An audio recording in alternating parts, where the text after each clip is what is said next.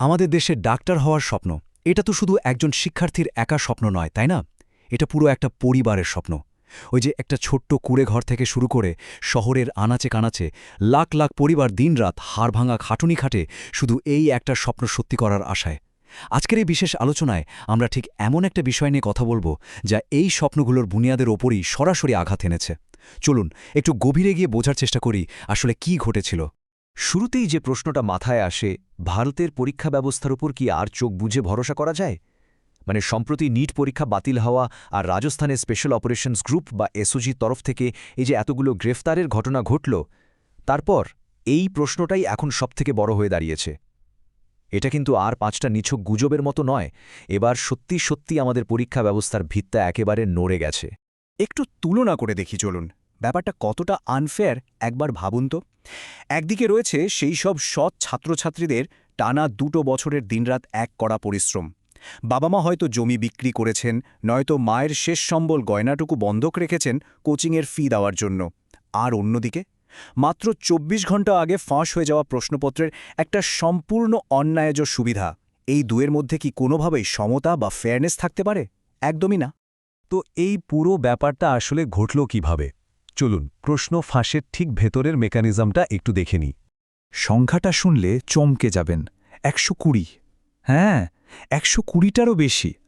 তদন্তে জানা গেছে পরীক্ষার ঠিক আগে একটি গ্যাস পেপার বা সম্ভাব্য প্রশ্নপত্র কিছু ছাত্রের মধ্যে হু হু করে ছড়িয়ে পড়েছিল। আর আশ্চর্যের বিষয় হল, আসল পরীক্ষার ১২০টিরও বেশি প্রশ্ন ওই গ্যাস পেপারের সাথে হুবহু মিলে যায়। ভাবা যায়? আর এই মিলটা ঠিক কেমন চলেনি? একেবারে কপি পেস্ট। ডেটা ঘাটলে দেখা যাচ্ছে জীববিজ্ঞানের ক্ষেত্রে পাক্কা ৯০টি প্রশ্ন এবং রসায়নের ক্ষেত্রে ৪৫টি প্রশ্ন একেবারে হুবহু তুলে দেওয়া হয়েছিল। ঠিক যেমনটা গেস্ট পেপারে ছিল, আসল পরীক্ষাতেও ঠিক তেমনই। এমনটা হলে কোনো প্রতিযোগিতামূলক পরীক্ষার স্বচ্ছতা বলে কি আর কিছু অবশিষ্ট থাকে? এর সোজা মানে কি দাঁড়াচ্ছে? খুব সিম্পল অঙ্ক। যার হাতে এই ফাঁস হওয়া প্রশ্নপত্রটি ছিল, গাণিতিকভাবে তার ৬০০র দেশি নম্বর পাওয়া কিন্তু একেবারে নিশ্চিত হয়ে গিয়েছিল। আর এই গ্যারেন্টিবদ্ধ নম্বরের সামনে দাঁড়িয়ে একটা ন্যায্য প্রতিযোগিতা তো অসম্ভব ব্যাপার। এটা আসলে মেধার একটা বিশাল পতন ছাড়া আর কিছুই নয়। এবার আসা যাক এর পেছনের কালো হাতগুলোর কথায়। কারা চালালো এত বড় একটা চক্র? চলুন এই ছায়া ইকোসিস্টেম বা সমান্তরাল ব্যবস্থাটা একটু বুঝে নিই। এই অবৈধ ইন্ডাস্ট্রির গঠনতন্ত্রটা কিন্তু বেশ জটিল আর মারাত্মক রকমের অর্গানাইজড। টেলিগ্রামের গোপন গ্রুপ, কিছু অসাধু কোচিং সেন্টারের চক্র, ডামি ক্যান্ডিডেট বা ভুয়া পরীক্ষার্থী, এমনকি প্রিন্টিং প্রেসের কর্মচারীদের কথাও উঠে আসছে। এরা সবাই মিলে রীতিমতো একটা সমান্তরাল বাজার তৈরি করেছিল, আর পুরো কাজটাই চলছিল অত্যন্ত গোপনে, এনক্রিপ্টেড মেসেজের মাধ্যমে। এটা বিচ্ছিন্ন কোনো ঘটনা নয়, একটা পুরোপুরি সুসংগঠিত অপারেশন। আর এই জালিয়াতির মূল্য শুনলে রীতিমতো ধাক্কা খেতে হয়। একটি ফাঁস হওয়া প্রশ্নপত্র বিক্রি হয়েছে ৫ থেকে ১০ লক্ষ টাকায়। সিরিয়াসলি? একদিকে সৎ পরিবারের সারা জীবনের জমানো পুঁজি আর হাড়ভাঙা খাটুনি, আর অন্যদিকে কিছু মানুষের এই পরিকল্পিত লোভ। টাকার এই অঙ্কটা সত্যি মেনে নেওয়া কঠিন। আর ভাববেন না যে এটা শুধু একটা শহরের ঘটনা। এই অবৈধ নেটওয়ার্কের ব্যাপ্তি ছিল বিশাল। রাজস্থানের চুরু এবং সিকার থেকে শুরু করে উত্তরাখণ্ড এবং একেবারে দক্ষিণ ভারতের কেরালা পর্যন্ত এই ফাঁস হওয়া প্রশ্নপত্র ছড়িয়ে পড়েছিল। হোয়াটসঅ্যাপের মতো অ্যাপের মাধ্যমে খুব দ্রুত, বলতে গেলে দাবানলের মতো, দেশের এক প্রান্ত থেকে অন্য প্রান্তে এই আপস করা তথ্য পৌঁছে দেওয়া হয়েছিল। এতক্ষণ তো ভেতরের গল্প শুনলাম, কিন্তু এরপর ঘটনাটা কিভাবে এগোলো আর প্রশাসনই বা কী করল? চলুন সেই টাইমলাইনটা একটু দেখি। দেখুন, ঘটনার সূত্রপাত পরীক্ষার দিনই। সেদিন কিন্তু এনটিএ সোজা বলে দিল এসব স্রেফ গুজব। কিন্তু ঠিক তার পরের দিনগুলোতে রাজস্থান এসওজি তদন্তে নেমে ১৩ জনকে অ্যারেস্ট করে বসল।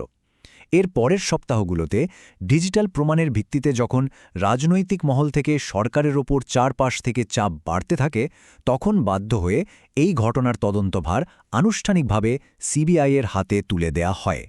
এখন সিবিআইয়ের যুক্ত হওয়ার মানেই হল এটা এখন আর শুধু একটা রাজ্যের ব্যাপার নেই, এটা আক্ষরিক অর্থেই একটা জাতীয় কেলেঙ্কারি বা ন্যাশনাল স্ক্যাম। এখন সবচেয়ে গুরুত্বপূর্ণ প্রশ্ন হল, সিস্টেমের ভেতরের কোনো উচ্চপদস্থ কর্মকর্তা কি এর সাথে জড়িত? প্রিন্টিং প্রেস থেকে কি কোনোভাবে তথ্য ফাঁস হয়েছিল? এই ভেতরের যোগসূত্রগুলো খুঁজে বের করাই এখন সিবিআইয়ের প্রধান কাজ। এখন সবচেয়ে বড় প্রশ্ন হল, এর পরের পদক্ষেপ কি? ক্ষতিগ্রস্ত ছাত্রছাত্রীদের ভবিষ্যৎ এবং এই যে আস্থার একটা বিশাল সংকট তৈরি হলো সেটা নিয়ে একটু কথা বলা যাক। ক্ষতিগ্রস্ত ছাত্রছাত্রীদের জন্য সরকারিভাবে একটি নির্দিষ্ট রোডম্যাপ দেওয়া হয়েছে। প্রথমত, নতুন রুটিনের জন্য ৪৫ থেকে ৬০ দিন অপেক্ষা করতে হবে। এরপর নতুন অ্যাডমিট কার্ড দেওয়া হবে এবং পুনরায় পরীক্ষা নেওয়া হবে। স্বস্তির বিষয় একটাই যে আগের ফি রিফান্ড করে দেওয়া হবে এবং নতুন করে কোনো ফি দিতে হবে না। পরিস্থিতিটা অত্যন্ত হতাশাজনক, এটা ঠিক, কিন্তু প্রস্তুতির জন্য আবারও বই তুলে নেওয়ার কোনো বিকল্প আপাতত নেই। ডেমোগ্রাফিক ডিভিডেন্ড বনাম ডেমোগ্রাফিক ডিজাস্টার কথাটা বেশ ভারী, তাই না? কিন্তু এর পেছনের লজিকটা খুব গভীর। ভারত বিশ্বের সবচেয়ে তরুণ দেশগুলোর একটি, কিন্তু এই তরুণদের যদি আমরা ন্যায্য সুযোগ দিতে না পারি, তবে আমাদের এই জনসংখ্যাগত সুবিধাটা কিন্তু খুব সহজেই একটা বিপর্যয় রূপ নিতে পারে। একবার যদি সিস্টেমের উপর থেকে বিশ্বাস উঠে যায়, তবে তা ফিরিয়ে আনা খুব খুব কঠিন। তাহলে এই সংকট থেকে মুক্তির উপায় কি? দেখুন, শুধু ১৩ জনকে গ্রেফতার করলেই যে রাতারাতি সব ঠিক হয়ে যাবে তা কিন্তু নয়। প্রয়োজন কিছু নির্দিষ্ট কাঠামোগত সংস্কার, যেমন ধরুন আপোষহীন স্বচ্ছতা, সার্বিক ডিজিটাল অডিট, শক্তিশালী ডেটা এনক্রিপশন এবং অবশ্যই স্বাধীন বাইরের নজরদারি বা এক্সটার্নাল ওভারসাইট। সিস্টেমের আমূল সংস্কার ছাড়া এই দুষ্টচক্র ভাঙা একেবারেই অসম্ভব। সবশেষে আপনাদের কাছেই একটা অত্যন্ত প্রাসঙ্গিক প্রশ্ন রেখে যাই। এই সিস্টেম কি সত্যি আবার সেই হারানো বিশ্বাস ফিরিয়ে আনতে পারবে, যা আমাদের দেশের ভবিষ্যৎ সুরক্ষিত করার জন্য একান্ত প্রয়োজন? যদি আমরা সত্যিই একটি সুপার পাওয়ার হওয়ার স্বপ্ন দেখি, তবে সর্বপ্রথম আমাদের পরীক্ষা ব্যবস্থার স্বচ্ছতা এবং সততা নিশ্চিত করতে হবে। তা না হলে এই প্রশ্নটাই বারবার আমাদের তাড়া করে বেড়াবে, পরীক্ষা দেওয়ার আগেই কি কেউ জিতে বসে আছে?